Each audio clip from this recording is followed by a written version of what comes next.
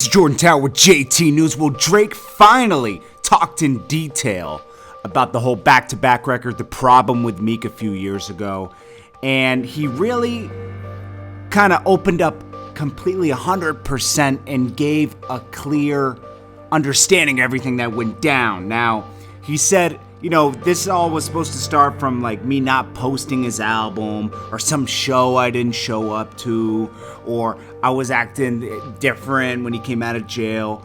But, you don't do that to someone that was supporting you. Drake is someone that showed up to the Amen video. He did records with him when he didn't have to. And, he's thinking maybe from his mind, from Meek's perspective, it was maybe from an argument he had with Nicki Minaj, maybe, and tried to fire back at Drake and try to take him out, and also thinking everyone's supporting Drake, maybe I should be the one to take him out. So he was thinking when this came out, when Meek started firing at him, right, that Meek was very prepared and 3 months in the making. He also exposed how the Quentin Miller thing came about. Quentin Miller was introduced to him. He heard Quentin Miller's songs, and he thought they were good ideas, but they weren't hit records. Drake took the ideas and collaborated with him, and he said this happens often behind the scenes in music. People collab in the studio. You don't think Swiss Beats collaborates with Jay-Z and throws some ideas out there? I mean, making music and creating is a collaborative effort, okay? So he took some songs from Quentin Miller. He didn't take the songs, he took the ideas and wrote them into hit records because he knows how to make a hit record. This goes back to when people say, I passed on that beat that Jay-Z had. You might have had the same beat, but you might not be able to do the same thing Jay-Z can on that beat because you have different minds. So then, so the Quentin Miller thing got exposed by DJ Drama, okay? DJ Drama exposed it there. He said DJ Drama got called by a higher up, to support Meek. He couldn't say no. He let the references go. And Drake said, at this moment, I realized I have to be really careful who I collaborate with in studio and what I allow to leave the studio, because people are out here trying to kill me off and discredit me when I work hard out here. So anyways, he drops Charged Up. He said he dropped this just to feel the temperature out there because he was thinking how he thinks. He thinks very calculated, pre-planned. He was thinking Meek was prepared for this beef. He knows he's battled before. He was thinking he had people lined up to collaborate and just like try to destroy Drake. So Drake was like thinking calculated. So he threw something out there. He threw Charged Out, a light jab, just to see how Meek was going to respond. When Meek did not respond, he knew that Meek wasn't prepared. So he realized it was an emotional jab on Twitter. He was taking jabs at him on Twitter from emotion. It wasn't from a calculated stance where, I'm going to take him out and take his spot.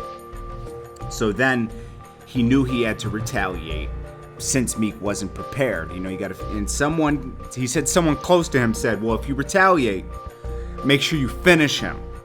Okay, make sure you give him something that he has to hear every day for the next year and just bother him. And the 2 years to date, you still got to hear back to back in the club. So he said someone brought a beat in, it sounded good, he sped it up, and that was it. And then they made that club hit back to back. And he said he made a point on that record to not disrespect Nicki Minaj, but to uplift her. Not to downgrade her, but to upgrade her in the song. And I really respect that because, you often see in rap, it just goes completely left. Everyone gets disrespected and friendships get tarnished. When Drake has a friendship with Nicki Minaj from the beginning of his career at Young Money. And then he was asked, they did the comparison. Jay-Z and Nas had a lot of disrespectful things about each other, and they're friends now. Can that happen down the future with Meek? He said, honestly, no, because the respect isn't there for Meek. I have respect for Ross because Ross was there for me in the beginning of my career, and it comes from a different place.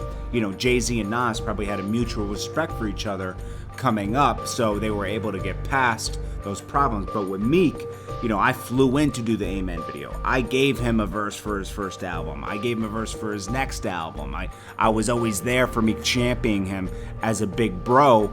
So for him to disrespect me and flip on me and try to take me out, it's just different. I lost all respect, and he can do him, I do me, and there's no reason to keep going through this because it's negative. And he said, I know this took an emotional toll on him and a toll, but it also took a toll on me because, I'm watching people celebrate to a song that preaches basically, it's just negativity. It's a negative thing. It's hurting someone else's career. It's downgrading someone else. So, he really exposed everything on that, and I will get to the other parts of this interview. I'll link the interview below too, and I'll give you my perspective. Make sure you like, comment, and subscribe. I will keep delivering news, and Rec and I are gonna have a live conversation about this around 5:30 to 7, somewhere in there, live here on this channel. I appreciate you guys. Thank you so much, and have a great day. Jordan Tower Films.